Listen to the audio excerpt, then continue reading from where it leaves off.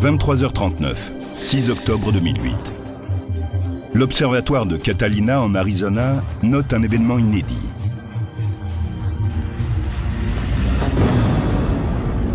Un astéroïde de la taille d'un 4x4 arrive en hurlant vers la Terre à une vitesse de 43 000 km/h.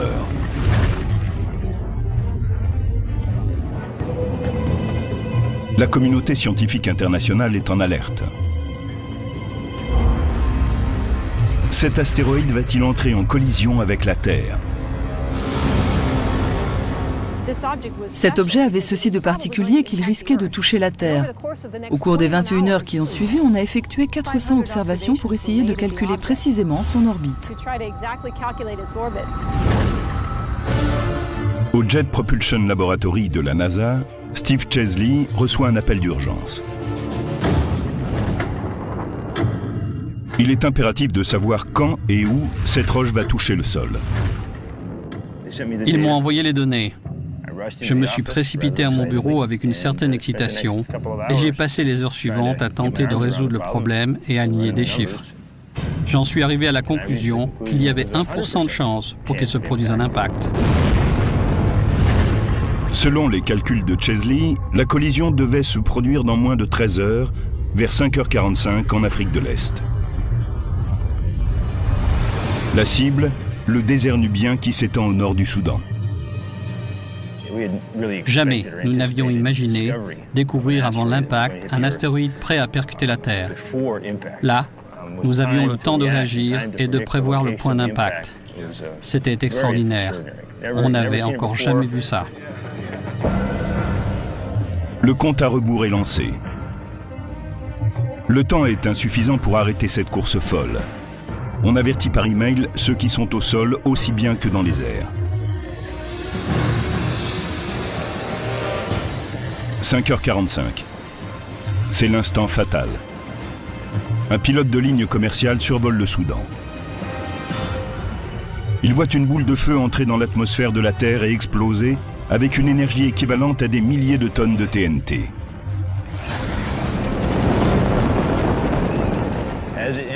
En entrant dans l'atmosphère, il s'est enflammé et s'est mis à briller. À un moment, les tensions exercées sur l'objet sont devenues si énormes à cause de la pression de l'atmosphère qu'il a tout simplement explosé. Le même bruit qu'un avion qui passe le mur du son. Au sol, à 37 km en dessous, la population soudanaise de retour de la prière du matin entend un bruit terrifiant. Les témoins voient une boule de feu lumineuse suivie de mystérieux éclairs de lumière qui déchirent le ciel.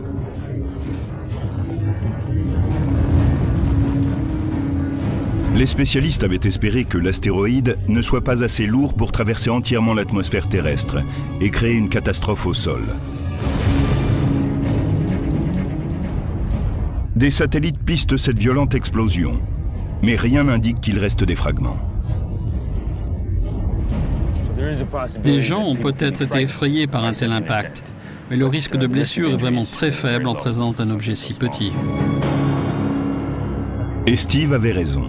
Aucune blessure ou dégâts liés à la chute de débris n'a été signalée dans la région. La Terre a échappé au désastre parce que la région était très reculée et que l'impacteur était bien petit. Mais l'histoire ne s'arrête pas là.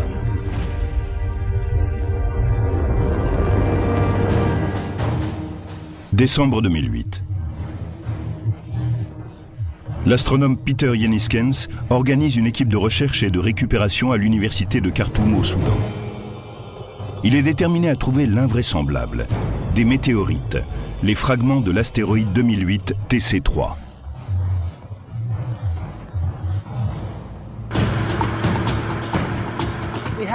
Nous avons affrété un autobus avec des étudiants impatients de commencer les recherches.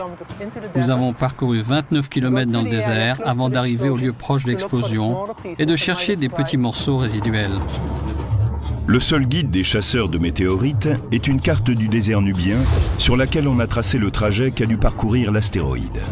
Ils se sont servis de la trajectoire que j'avais calculée et de la piste que j'avais tracée sur la carte du désert pour les guider dans leurs recherches.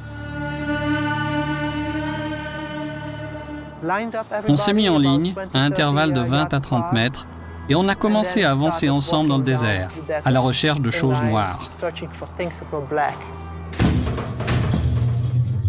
Mais localiser de petites pierres ressemblant à des morceaux de charbon dans un désert rocheux, c'est un peu comme chercher une aiguille dans une botte de foin. Le soleil se couche sur la première journée et l'équipe est sur le point de repartir les mains vides quand un étudiant arrive avec une pierre qui éveille les soupçons. Un étudiant, Mohamed Al-Amin, avait une petite pierre dans la main. C'était de toute évidence une météorite. Sa croûte de fusion était d'un noir magnifique. Cela ne faisait aucun doute. C'était une météorite. Tout le monde a commencé à crier, à chanter et à agiter les bras. Il découvre 280 échantillons de météorites d'un poids total de 11 livres. Pour des spécialistes des planètes, c'est comme découvrir une véritable mine d'or. Voici une des météorites qui a été récupérée. Elle n'était pas plus grande que cela. Nous pensons qu'un certain nombre d'entre elles sont tombées très rapidement après l'explosion. Et cela a provoqué leur éclatement alors qu'elles étaient encore dans les airs. 2008 TC3 est le premier astéroïde récupéré au sol après avoir été formellement repéré dans l'espace. Les spécialistes parlent de lui comme du premier échantillon d'astéroïdes revenu de mission. C'est la première fois que nous détections un objet dans l'espace, que nous prévoyions qu'il allait toucher la Terre, que nous observions son parcours et que nous le voyions frapper notre planète. Nous en avons même récupéré des morceaux. C'est remarquable. Cela a été une expérience fantastique pour nous. C'était un excellent test pour nous préparer à un éventuel impact plus important qui pourrait se produire un jour dans le futur.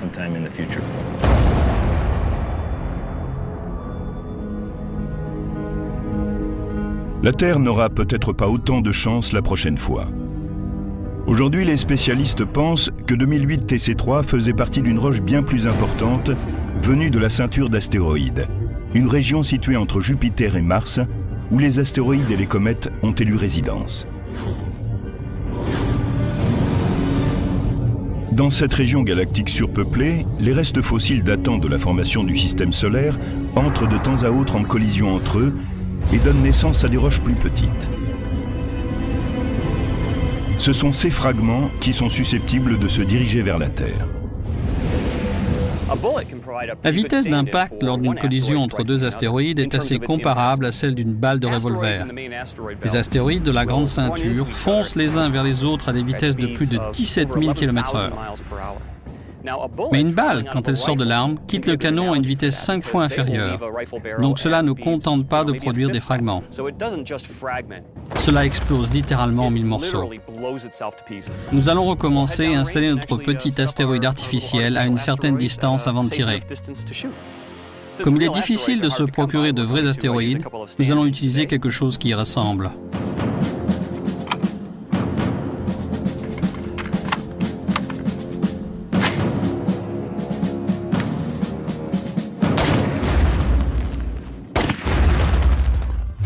Ces impacts de balles sont comparables aux collisions de la ceinture d'astéroïdes. Voyons les résultats. Ils sont assez proches de ceux d'un impact d'astéroïde. On a quelques gros morceaux, quelques morceaux de taille moyenne, mais la nature sait particulièrement bien fabriquer une foule de petits débris. Les petits fragments d'1 kilomètre de diamètre sont aujourd'hui des astéroïdes proches de la Terre, appelés NEA. Ils ont fait leur chemin depuis la grande ceinture d'astéroïdes, et en entrant dans le système solaire intérieur, ils passent à côté de notre planète et parfois entrent en collision avec elle. Ces objets proches de la Terre, ou NEA, ont transformé notre environnement spatial en une zone dangereuse. La vitesse à laquelle ces objets filent dans le système solaire intérieur les rapproche d'un groupe de véhicules conduits par des chauffards sur une autoroute. Les véhicules se déplacent à grande vitesse. Quand ils croisent de petites routes sans regarder, ils entrent en collision. Ils se percutent à grande vitesse. C'est un peu comme les objets qui suivent des orbites différentes autour du Soleil. À intervalles de plusieurs siècles, la Terre est frappée par des roches de la taille d'un stade de football, qui peuvent détruire des villes entières. Mais tous les 500 000 ans, nous sommes percutés par des roches de la taille de montagne, qui, elles, peuvent déclencher des désastres globaux.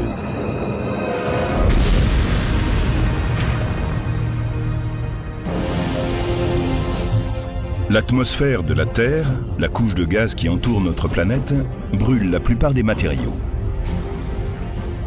Mais parfois, des objets plus grands et plus lourds parviennent à la traverser. Dès qu'ils entrent dans l'atmosphère terrestre, ils ralentissent, freinés par l'atmosphère, et perdent ainsi presque toute leur vitesse d'entrée. On aperçoit en même temps une boule de feu, et une fois qu'ils ont perdu la vitesse avec laquelle ils sont entrés dans l'atmosphère, ils ne font plus que tomber à la surface de la Terre.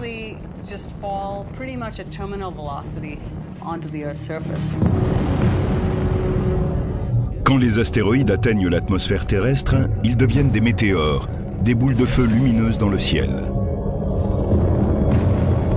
S'ils atteignent le sol, on les appelle des météorites. Rien qu'au siècle dernier, les météorites ont frappé des maisons, des véhicules et même des personnes. En 1954, une météorite de 4 kg a traversé le toit d'une maison en Alabama et a frappé une femme à la hanche. Elle a été gravement blessée. En octobre 1992, des vidéastes amateurs ont filmé une boule de feu qui traversait le ciel au-dessus de plusieurs États de la côte atlantique. La météorite de 14 kg s'est écrasée à l'arrière d'une voiture dans l'État de New York. En novembre 2008, une caméra de surveillance de la police a enregistré l'explosion d'une météorite au-dessus d'Alberta, au Canada. On avait les enregistrements vidéo qui prouvaient que ces objets tombaient vraiment du ciel. Ce qui est encore plus étonnant, c'est la preuve matérielle d'impact beaucoup plus important. Ceux qui ont provoqué des catastrophes générales dans le passé et dont les répliques pourraient déclencher une apocalypse cosmique dans le futur.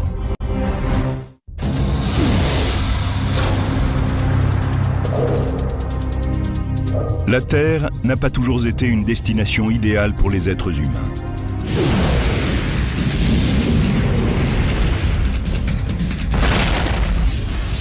À ses débuts, il y a 3,8 milliards d'années, la troisième planète venue du Soleil était un terrain de cataclysme cosmique.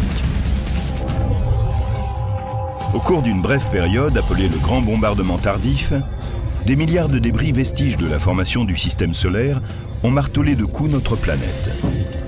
Ces impacts étaient 20 000 fois plus nombreux qu'aujourd'hui. Ce qui s'est passé, c'est que Jupiter et Saturne, deux planètes géantes de notre système solaire, sont entrées en résonance gravitationnelle. Ainsi, Jupiter parcourait 2 orbites complètes autour du Soleil, tandis que Saturne n'en accomplissait qu'une. Cela a entièrement réorganisé le système solaire. Il y a eu un remaniement d'Uranus, de Neptune, de Jupiter et de Saturne, et les planètes géantes se sont déplacées plus loin. À ce moment-là, les planètes et les astéroïdes ont été envoyés valser dans le système solaire intérieur. En même temps, ces corps rocheux ont contribué à façonner notre planète naissante telle qu'elle est aujourd'hui. Voici les cicatrices de cette bataille. Seuls 170 cratères d'impact sont encore visibles sur Terre.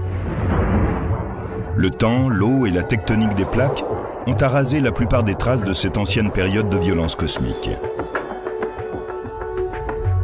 Mais on trouve des indices du passé tumultueux de la Terre sur la Lune, qui s'est formée en même temps, mais où aucun processus d'érosion ou de tectonique des plaques ne tente à faire disparaître les preuves. La Terre a été bombardée de la même façon que la Lune. Quand on observe celle-ci dans le ciel, on voit une surface couverte de cratères et qui a été frappée au moins avec la même force. En fait, comme nous sommes une cible plus large, nous l'avons été encore plus. À partir du décompte des cratères lunaires, les scientifiques peuvent déduire le nombre d'impacts passés et présents sur la Terre. Les spécialistes peuvent deviner la taille et la composition des astéroïdes qui ont frappé la Terre en étudiant les caractéristiques des cratères formés. Nous allons essayer aujourd'hui de faire une expérience. Nous allons projeter des poids dans le sable et voir si nous pouvons en tirer une relation entre la taille de l'objet et celle du cratère ainsi créé.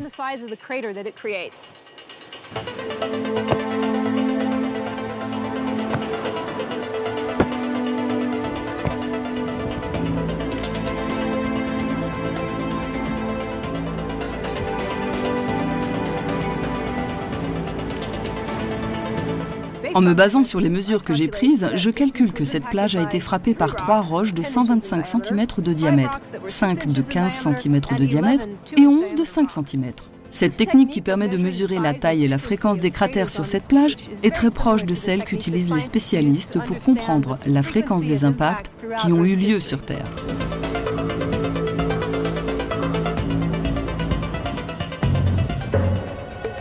Aujourd'hui, les cratères les mieux conservés se trouvent dans des zones désertiques. Le Meteor Crater, ou cratère Barringer, situé en Arizona, est un vestige du cataclysme provoqué par des objets venus de l'espace. Les spécialistes ne font que commencer à comprendre les répercussions de ces événements d'une grande violence. Ok, lumière. Bon, on peut recommencer à 250 000. Le géologue planétaire Peter Schultz a mis au point un nouveau type d'expérience pour simuler des cratères d'impact sous la surface. Au département de la NASA consacré au tir vertical de projectiles à très haute vitesse, la VGR, Schultz utilise un énorme canon à gaz léger de calibre 30 qui tire des projectiles sur différentes cibles à l'intérieur d'une chambre à vide. Aujourd'hui, nous allons essayer de regarder à l'intérieur du cratère quand il se forme. Pour cela, nous allons utiliser un bloc acrylique. Il est transparent, si bien qu'on peut observer le cratère quand il grandit, mais de l'intérieur plutôt que de l'extérieur. Cette petite bille représente l'astéroïde qui va percuter la Terre. Et maintenant, allons à l'intérieur. Nous sommes dans la chambre d'impact. C'est là où tout se passe. La bille va y pénétrer à une vitesse de 6 km par seconde. Elle va frapper ce bloc transparent, puis nous allons regarder ce qui se produit sous le sol quand l'astéroïde frappe la surface de la Terre.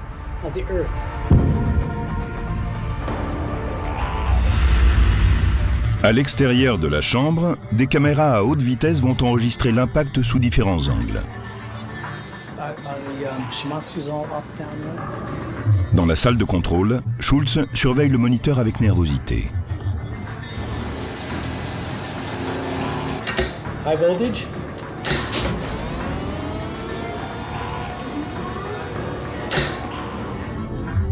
Le canon vertical lance le projectile, la bille de verre, en direction du bloc acrylique. Parfait. Ok. C'est absolument génial. L'expérience est une réussite totale. Ici, nous avons l'impact. Et maintenant, on voit ce panache de vapeur. C'est vraiment du gaz brûlant. Il est à peu près la température qui règne à proximité de la surface du Soleil. En s'éloignant, il refroidit et maintenant on commence à voir le cratère se former avec le matériau éjecté. Maintenant, on voit le cratère commencer à se former de l'intérieur. C'est extraordinaire. Je vais voir ce qui s'est passé là-bas.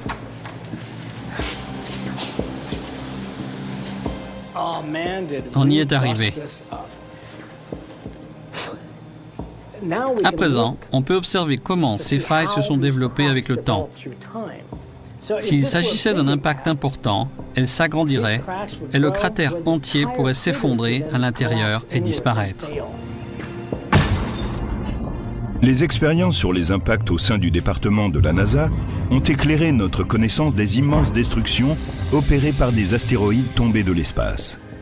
Quand on observe un impact, on ne voit pas seulement des crevasses et des craquelures. On voit aussi un panache de vapeur en train de se déployer. Tout cela affecte les formes de vie et par conséquent leur survie. Si cela venait à se reproduire de nouveau sur Terre, cela provoquerait une destruction encore plus importante.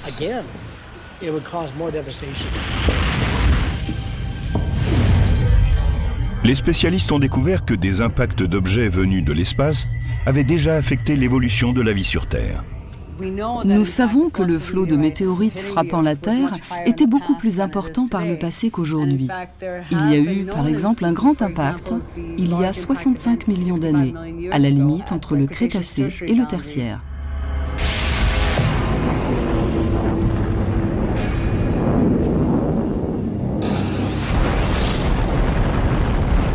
Il y a 65 millions d'années, un astéroïde de la taille de l'Everest a percuté la péninsule du Yucatan au Mexique avec l'énergie d'une bombe de 100 millions de mégatonnes. L'impact a donné naissance à un cratère sous-marin de 160 km de large qui a été découvert dans les années 1980.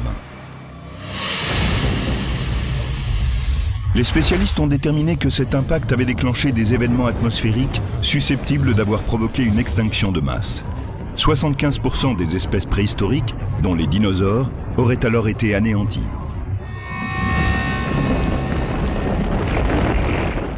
Quantité de causes ont pu conduire à ces extinctions. Par exemple, le réchauffement de l'atmosphère par les débris et les éjections peut avoir généré de monstrueux incendies, ou l'empoisonnement de l'atmosphère par des gaz émis par l'astéroïde atomisé. Ce fut le plus grand désastre écologique qu'on puisse imaginer. Mais était-ce la dernière fois qu'un astéroïde déclenchait une extinction de masse? Une nouvelle théorie controversée suggère qu'une roche spatiale est responsable de la disparition des grands mammifères de l'ère glaciaire.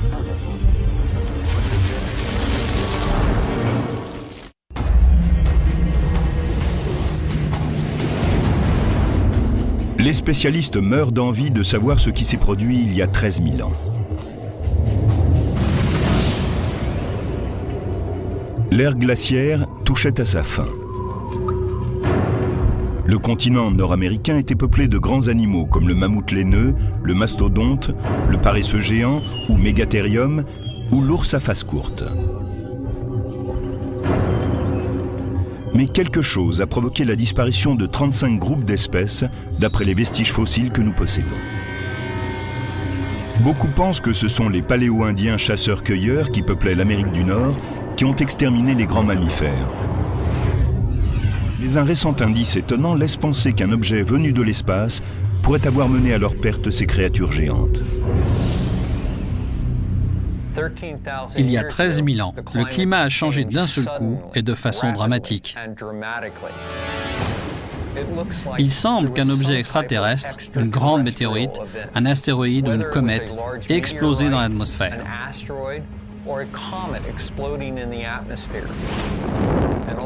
Et subitement, la planète a été ramenée dans une brève ère glaciaire. L'Amérique du Nord a vécu un bref retour aux conditions de l'ère glaciaire.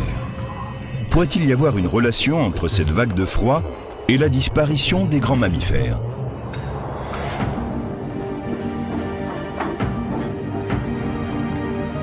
L'archéologue Ken Tankersley affirme avoir déterré la preuve d'un impact cosmique dans une caverne de l'Ohio.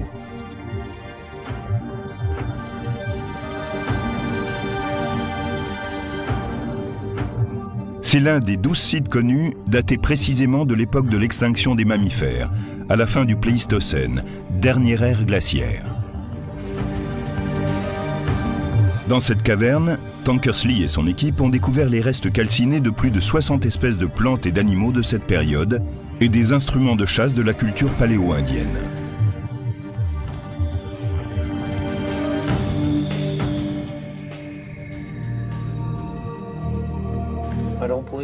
C'est incroyable. Voici une pointe paléo-indienne en os. Elle est faite à partir d'une côte de grands mammifères, un animal semblable au mastodonte américain. Ce qui est fascinant dans cet objet, c'est que celui qui l'a fabriqué a sans doute été témoin de l'événement survenu il y a 13 000 ans. Tankersley dit que la plupart des os qu'il a découverts ont vécu un incendie dont l'intensité n'avait rien à voir avec un feu de forêt. Pour lui, il doit s'agir d'une explosion colossale, comme celle d'un impact terrestre.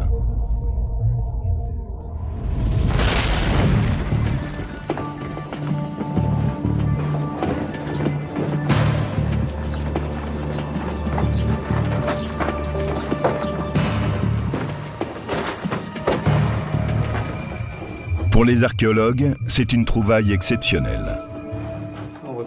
Regardez ce que nous avons ici. Ce qu'il veut nous montrer est caché dans une couche géologique appelée strate noire, vieille de 12 900 ans. Ce type de strate a été découvert dans plus de 50 endroits en Amérique du Nord.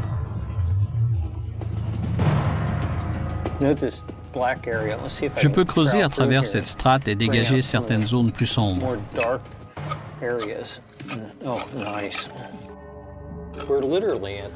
À cet endroit, nous sommes en contact avec la fin de la dernière période glaciaire. Cette strate supérieure, oxydée, correspond au moment où les grands mammifères se sont éteints. Certains spécialistes ont déclaré avoir trouvé à l'intérieur de cette couche de sédiments des preuves indubitables d'un impact cosmique. Des sphérules de carbone produites par des feux intenses. Des diamants choqués exposés à des températures et des pressions extrêmes. Des lonsdaleïtes, une forme hexagonale du diamant qu'on ne trouve que dans les météorites.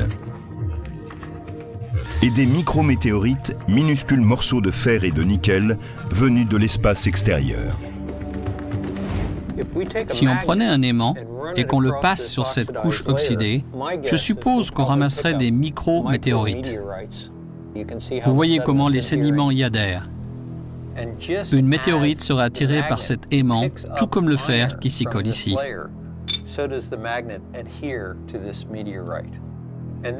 Cela laisse entendre que nous avons dans cette strate une forte concentration de micrométéorites et une absence totale aux étages supérieurs et inférieurs. Il y a 13 000 ans, il s'est produit ici un événement catastrophique.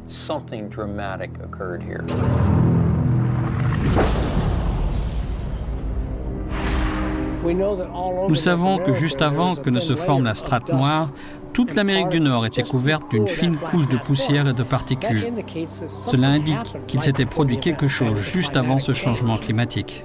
De quoi s'agit-il? Nous ne le savons pas exactement. Tout ce que nous savons, c'est qu'il est arrivé quelque chose.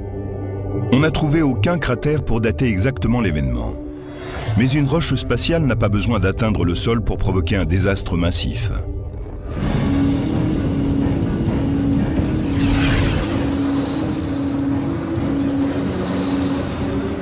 En 1908, un corps rocheux a percuté l'atmosphère à 10 km au-dessus de la Tunguska, une zone sauvage de la Sibérie.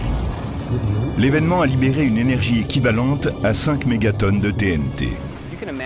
Vous pouvez imaginer ce qu'on ressent quand on fait un plat en se lançant d'un plongeoir en hauteur. Eh bien, un petit astéroïde éprouve une sensation similaire lorsqu'il est freiné subitement par la densité de la basse atmosphère.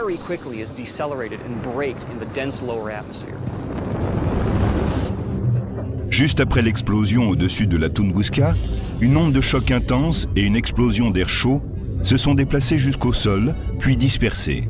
Le phénomène a anéanti presque 1600 km² de forêt. Selon certains spécialistes, un scénario similaire pourrait être à l'origine de l'extinction des grands mammifères d'Amérique du Nord.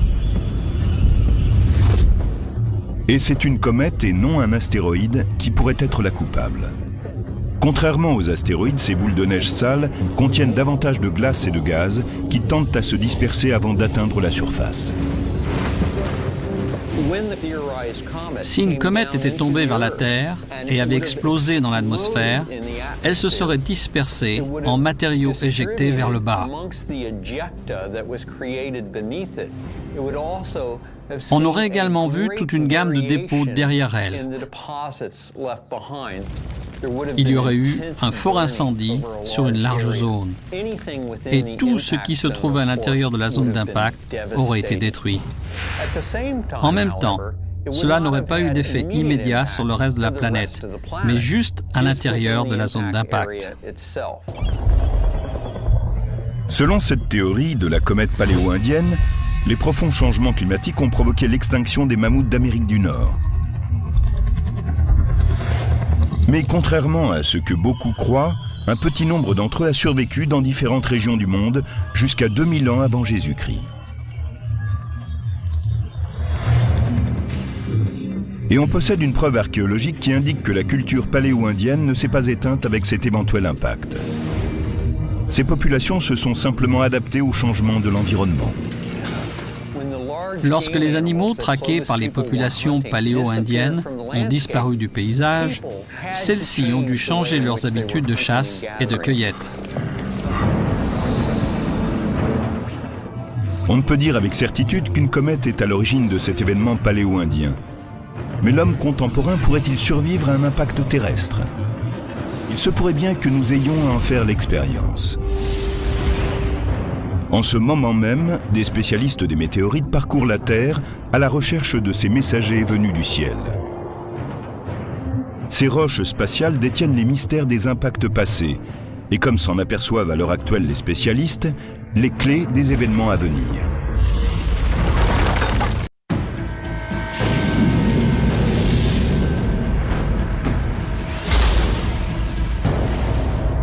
Extinction de masse.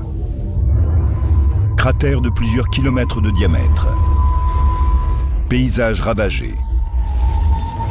Tout cela est la marque d'objets venus de l'espace. Depuis la formation du système solaire, des météorites font irruption sur notre planète. Mais où trouve-t-on ces roches ? Le plus facile pour découvrir ces météorites est d'arpenter les régions sèches et désertiques comme le Sahara ou les déserts froids comme l'Antarctique. La végétation y est rare et il n'y a guère d'autres roches avec lesquelles on pourrait les confondre. Mais des météorites tombent sur toute la surface de la Terre sans région de prédilection. La cosmochimiste Meenakshi Wadhwa a parcouru le monde à la recherche de météorites. Aujourd'hui, elle supervise dans une université la plus importante collection de météorites au monde. Voici la collection de météorites du Center for Meteorite Studies de l'Université de l'État d'Arizona. Il y a 3 types de météorites. Elles peuvent être rocheuses, mi-roches, mi-fer ou riches en fer. Mais la plupart de ces 3 types contiennent une certaine quantité de métal. C'est ainsi qu'on peut distinguer les roches terrestres des météorites, en observant la teneur en métal de l'objet. Il y a une autre façon de distinguer une météorite d'une roche terrestre. Une croûte de fusion se forme sur les météorites lorsqu'elles traversent l'atmosphère terrestre. La plupart des météorites que l'on a découvertes viennent de la ceinture d'astéroïdes située entre Jupiter et Mars. Mais on en compte pourtant près d'une quarantaine issues de la Lune et de Mars. Ici, il y a sans doute eu un grand astéroïde qui a touché la Lune ou Mars et qui a éjecté des morceaux de la croûte de ces 2 objets. Ces fragments sont probablement tombés sur ces planètes alors instables et ont continué leur chemin vers la Terre. Voici un morceau de météorite lunaire. Nous pensons qu'il provient de la partie montagneuse de la Lune. Nous savons qu'il s'agit d'une météorite lunaire parce que nous pouvons la comparer avec des échantillons prélevés par les missions Apollo à la fin des années 1960 et au début des années 1970. Les météorites sont de précieux sujets de recherche. Ils ont détruit à plusieurs reprises des formes de vie, mais ils ont peut-être aussi fourni les éléments chimiques nécessaires à la vie sur Terre.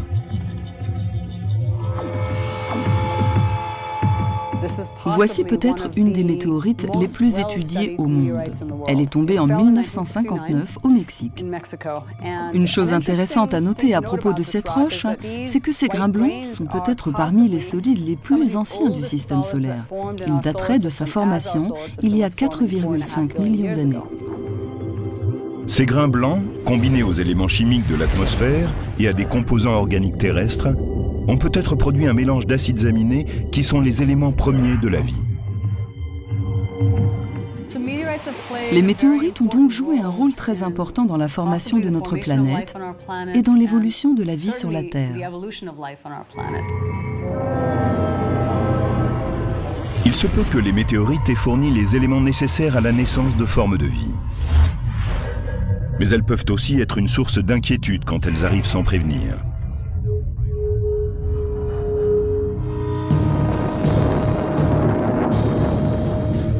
« 9 septembre 2007. Ce jour-là, une dangereuse météorite, filant dans le ciel comme l'éclair, a touché le sol près de la ville péruvienne de Carancas, à la frontière bolivienne. Les débris se sont dispersés sur un cercle de 180 mètres de diamètre et la météorite a creusé un cratère de plus de 15 mètres de large et 5 mètres de profondeur. Un homme qui roulait à vélo a été renversé. Un autre, qui regardait dans la direction opposée, s'est vite retourné et a vu l'objet frapper la terre et un grand panache s'élever au-dessus. En parlant avec les villageois, on s'est aperçu qu'ils n'avaient aucune idée de ce que c'était. Ils se disaient qu'il devait s'agir d'une manœuvre militaire, parce qu'ils sont tout proches de la frontière avec la Bolivie. Les spécialistes ont rassuré les habitants de la région en leur expliquant que c'était une météorite et non un missile qui avait donné naissance à ce cratère. Mais après l'événement, très vite, beaucoup de villageois se sont plaints de maux de tête et de nausées. Ils sont sans doute tombés malades à cause du soufre ou de la fine poussière qu'ils avaient inhalée. Les vapeurs venaient probablement du matériau qui suivait la météorite et qui a été atomisé en arrivant dans l'atmosphère. Le choc a sans doute provoqué en plus la libération de gaz. Mais une roche spatiale peut-elle libérer des substances nocives ? Les films de science-fiction et les théories conspirationnistes affirment que des météorites pourraient diffuser sur notre planète des bactéries ou des virus mortels. Mais quelle est la réalité et quelle est la fiction ? La probabilité qu'il se produise un tel événement est très faible. Si une roche faisait cela sur Terre et qu'une forme de vie microbienne survive, elle trouverait notre atmosphère très toxique. Un microbe qui a évolué dans un environnement sans oxygène ne peut pas survivre longtemps dans un milieu avec oxygène.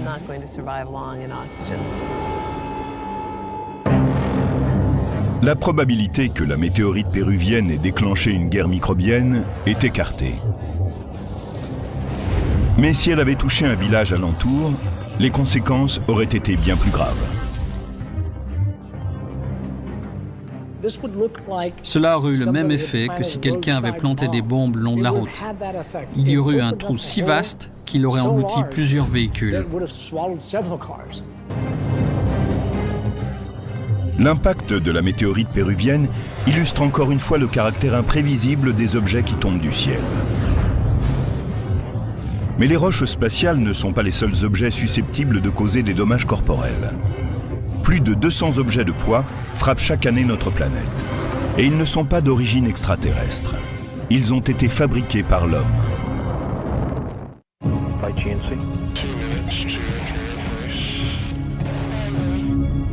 1er février 2003.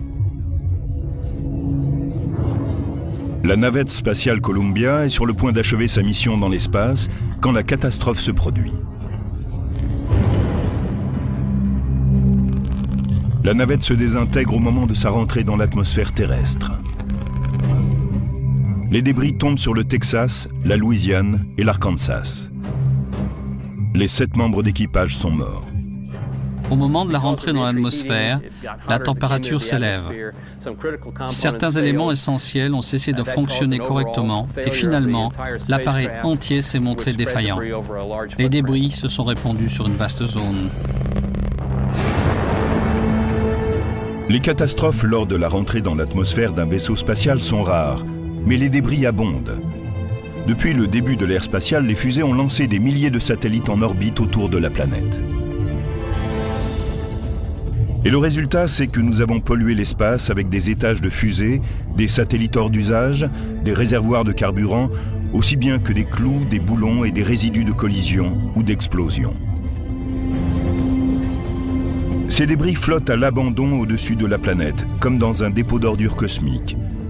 Et parfois, certains retombent sur Terre. Il s'agit de savoir quand et où. Les objets qui rentrent dans l'atmosphère risquent réellement de toucher une personne en arrivant au sol. «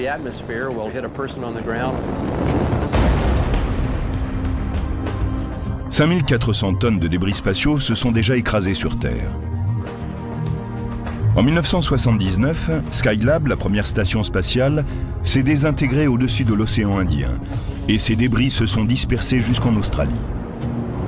En 1997, un morceau de métal fumant de la taille d'un DVD est tombé du ciel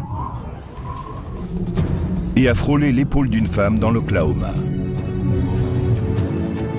Elle n'a pas été blessée, mais à des centaines de kilomètres de là, ce réservoir en acier inoxydable a atterri près d'une ferme au Texas. Les 2 éléments faisaient partie du même étage d'un lanceur Delta II. C'est un débris d'un lanceur qui était en orbite depuis 9 mois. Il est rentré dans l'atmosphère au-dessus du Canada et du nord des États-Unis. En descendant, il a dispersé un certain nombre de fragments autour de lui. Celui-ci était le morceau le plus important. À El Segundo, en Californie, des spécialistes de l'Aerospace Corporation étudient les débris spatiaux pour découvrir les matériaux qui résistent à la rentrée dans l'atmosphère et minimiser ainsi les risques dans l'avenir. Voici les vestiges d'une fusée qui a placé un satellite GPS en orbite. Elle a été trouvée en Arabie Saoudite. C'est en titane. C'est un matériau qui a un seuil de fusion très élevé. C'est une des raisons pour laquelle il est si bien conservé. Il se déplaçait à une vitesse d'environ 200 km/h quand il a touché le sol. Pourquoi ces objets retombent-ils sur Terre? La plupart des débris spatiaux se trouvent dans l'orbite basse de la Terre, à environ 950 km au-dessus de la surface de la planète. Les objets peuvent rester 10 à 100 ans dans l'espace, puisque l'air n'oppose pas de résistance. Mais ils peuvent également subir un déclin d'orbite. Ils perdent alors leur énergie à cause de la faible résistance atmosphérique et la force gravitationnelle de la Terre va les attirer dans son atmosphère. Certains satellites tombent assez vite et d'autres après un long délai, simplement parce qu'ils commencent à frôler l'atmosphère terrestre avec une force qui va croissante avec le temps. Cette petite force va finir par les attirer hors de leur orbite et c'est à ce moment-là qu'ils rentrent dans l'atmosphère terrestre. La plupart des débris s'enflamment au cours de la rentrée et sont pulvérisés. Mais certains morceaux plus solides, composés d'acier inoxydable ou de titane, résistent à des chaleurs exceptionnelles. Après avoir traversé les régions denses de l'atmosphère, ils tombent en chute libre. Ils frappent la surface terrestre à une vitesse assez faible, disons 45 mètres par seconde ou 240 km/h. C'est bien là le problème. On a un objet qui passe d'une vitesse orbitale à une vitesse quasiment nulle en un temps relativement court. La communauté spatiale internationale impose maintenant de nouveaux équipements, parmi lesquels un système de propulsion qui assure que les rentrées dans l'atmosphère s'effectuent au-dessus des océans. La communauté internationale s'est mise d'accord sur un risque acceptable d'environ 1 pour 10 000 pour la rentrée dans l'atmosphère. Cela signifie que si on effectue 10 000 rentrées, il y a toutes les chances pour qu'on ait touché quelqu'un sur la planète. Donc si vous dépassez cet objectif, vous devez faire rentrer le matériel dans une zone sûre comme un océan.